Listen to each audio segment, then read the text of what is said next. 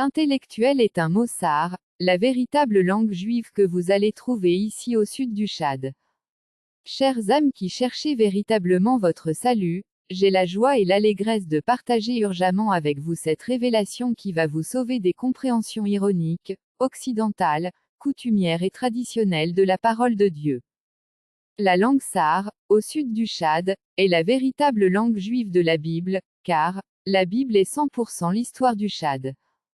Le monde entier parle et utilise des mots et des noms sar sans le savoir. Bien que ce siècle-ci ne reconnaît pas que la langue sar est la langue mondiale que vous allez trouver dans toutes les autres langues du monde avec les mêmes significations et sens, je vous informe que c'est la langue sar qui est la première langue mondiale, et aussi la première langue la plus riche. Même 40 à 50% des mots anglais sont des mots purement sar.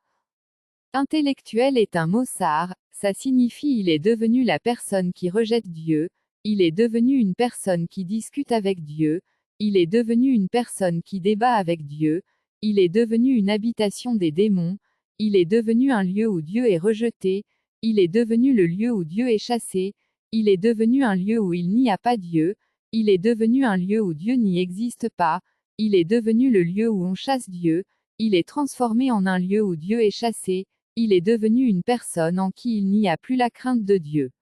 Il est transformé en une personne qui ne craint plus Dieu, il n'est plus la propriété de Dieu, il n'appartient plus à Dieu, il est transformé en ennemi de Dieu, il est devenu une personne qui doit chasser Dieu de sa vie, etc.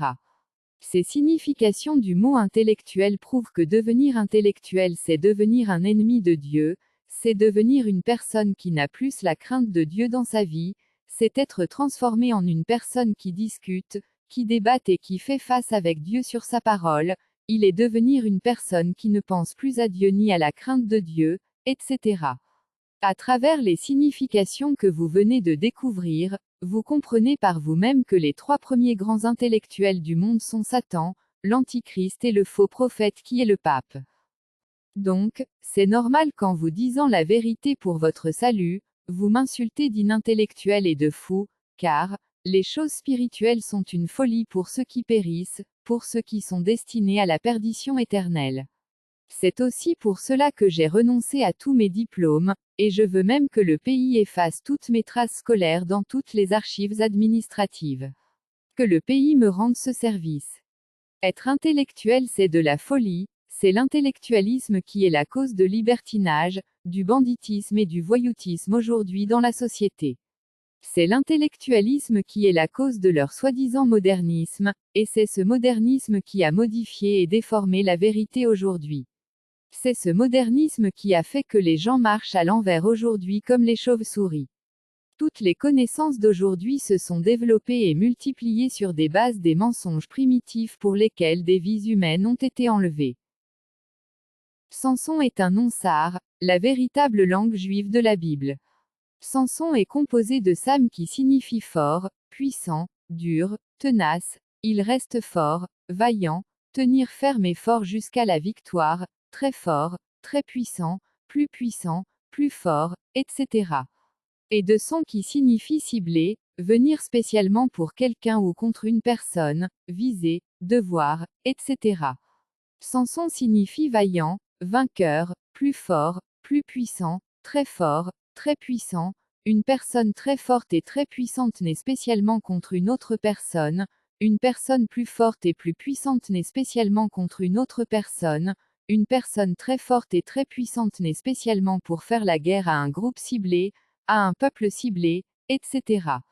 Cette signification du nom Samson seulement que je viens de vous présenter vous donne la garantie que la langue sar, au sud du Tchad, est la véritable langue juive de la Bible que personne ne peut contester. Ézéchiel, de même, est un nom purement sar. Ainsi Kiel ou Ézéchiel francisé ainsi, pour manipuler même les Tchadiens, signifie il est avec Dieu, il reste avec Dieu, il habite avec Dieu, il marche avec Dieu, etc. Daniel aussi est un nom purement sar. Daniel signifie il est comme Dieu, il a Dieu en lui, il est semblable à Dieu, Dieu est en lui, l'Esprit de Dieu est en lui, Dieu est partout avec lui, et ça signifie encore il est au milieu des faux dieux, il est jeté au milieu des faux dieux, etc. C'est certainement en se basant sur la signification du nom Daniel, qui est un nom sar, que l'eunuque de Nebuchadnezzar avait donné le nom Belsatsar à Daniel qui signifie il est comme Dieu. Michel, Michaël, Séraphin, Chérubin, Gabriel et les autres noms de la Bible sont en langue sar. Je ne vous mens point, je vous dis plutôt la vérité pour votre salut. Si tu fais du mal à un Chadien, sache que c'est un fils direct sans fable de Jacob, et Dieu ne tardera point à réagir contre toi et contre ton pays. Les véritables fils de Jacob et de David sont ici au Tchad, Tchad ou Tchada qui signifie déjà femme, femme prostituée qui est Jérusalem selon Ézéchiel 16 et le chapitre 23. Voyez seulement la carte du Tchad, elle est l'Afrique dans l'Afrique, l'Afrique au milieu de l'Afrique. Ézéchiel 5,5 nous dit que Jérusalem est située au milieu des nations du monde et des pays d'alentour. Une fois descendre au Tchad, allez à Sar et vous allez y voir le monument du centre du monde fait par les colons et confirmé par la Russie. Des présidents et hauts cadres de l'Afrique et du monde entier condamnent l'école, et demandent aux Africains de quitter l'école pour faire des choses pratiques pour leur permettre d'être autonomes dans la société, et ainsi ils pourront renverser la dictature et les manipulations des colons et des autres occidentaux dans leur pays. Eux-mêmes ont déclaré que ce qui tue les Africains, c'est l'école. Ils ont aussi avoué que c'est les colons qui ont gravé dans la tête des Africains que sans l'école il n'y a pas d'avenir ni de développement, alors que, avant la colonisation de l'Afrique, l'Afrique était une grande puissance mondiale sans école. C'est dans des interviews, conférences et débats que ces gens avaient révélé ces secrets. Peut-être que les ignares érudits du Tchad vont partir dans les médias et sur les réseaux sociaux pour qualifier et traiter ces gens des Boko Harams, en se faisant des grands connaisseurs, savants et chercheurs. L'autre ennemi terrible de l'Afrique est l'école et les universités. Aucun étudiant sérieux ne me dira le contraire. Si tout le temps que tu as pris pour étudier sans être intégré ou pour être recruté est vomi après, si tu prenais ce temps uniquement pour l'élevage ou commerce, tu es très loin déjà. Il est clair et limpide que les nordistes que vous prenez pour des analphabètes, des vauriens, sont plus instruits que vous les sudistes, et maintenant, c'est eux que vous insultez d'analphabètes qui vous gouvernent aujourd'hui, et c'est eux aussi qui décident du prix de toutes choses et qui décideront aussi ce que vous devez manger par jour. Le premier témoin du Seigneur Jésus Kéris Massia de Nazareth, Aïsa, Issa al-Masih, l'apôtre Noubadoumadj Moïse. Adresse mail, noubadoumbonheur@gmail.com.